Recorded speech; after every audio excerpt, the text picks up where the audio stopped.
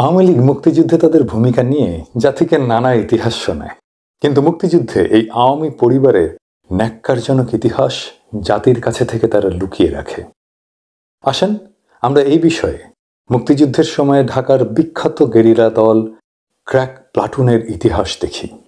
এই গেরিলা দলটি ধ্বংসের জন্য আওয়ামী লীগের শীর্ষ নেতা জিল্লুর রহমান, যিনি আওয়ামী লীগের দ্বিতীয় প্রধান নেতা ছিলেন এবং আওয়ামী লীগের মনোনীত রাষ্ট্রপতিও ছিলেন, তার পরিবার কিভাবে ষড়যন্ত্র করেছিল সেটাও আমরা পর্যালোচনা করি। আমরা পর্যালোচনা করব ক্র্যাক প্লাটুনের একজন সদস্যের বয়ানেই।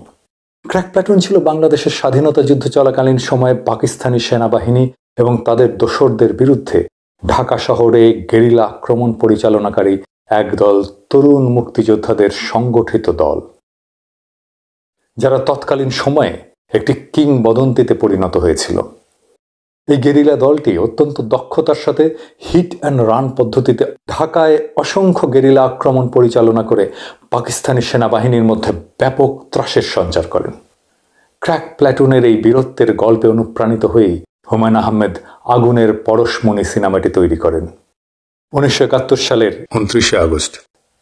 ঢাকা কলেজের প্রিন্সিপাল প্রফেসর জালালউদ্দিনের বাসা, সেখান থেকে ক্র্যাক প্লাটুনের অন্যতম গেরিলা যোদ্ধা বদিকে ধরে নিয়ে যায় পাক হানাদার বাহিনী। তারপরেই সেদিনই একে একে ধরা পড়েন রুমি, আজাদ, জুয়েল, মাসুদ, সাদেক সহ ক্র্যাক প্লাটুনের অনেক সদস্য। পরবর্তীতে তাদের মধ্যে 9 জন শহীদ হন। এভাবেই ক্র্যাক প্লাটুনের বীরত্বপূর্ণ লড়াইয়ের এক গৌরবময় অধ্যায়ের পরিসমাপ্তি ঘটে। পরবর্তীতে বদির কোনো খোঁজ পাওয়া যায়নি। তাকে বীর বিক্রম উপাধিতে ভূষিত করা হয়েছিল। আর প্রফেসর জালালউদ্দিন, তিনি কে ছিলেন?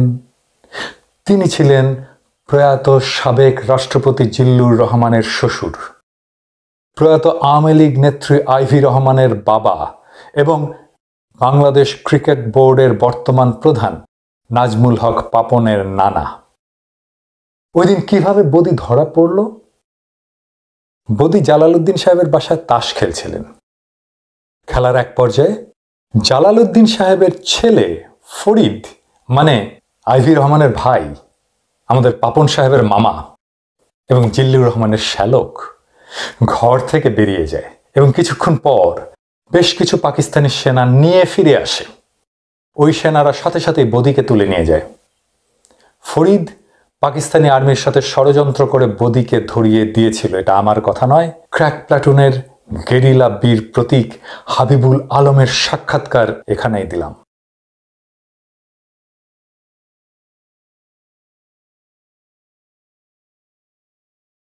সে আর্মিকে আগেই খবর দিয়েছিল, শুধু তাই নয়, তাদের বাসায় এনে বদিকে চিনিয়ে দিয়েছিল।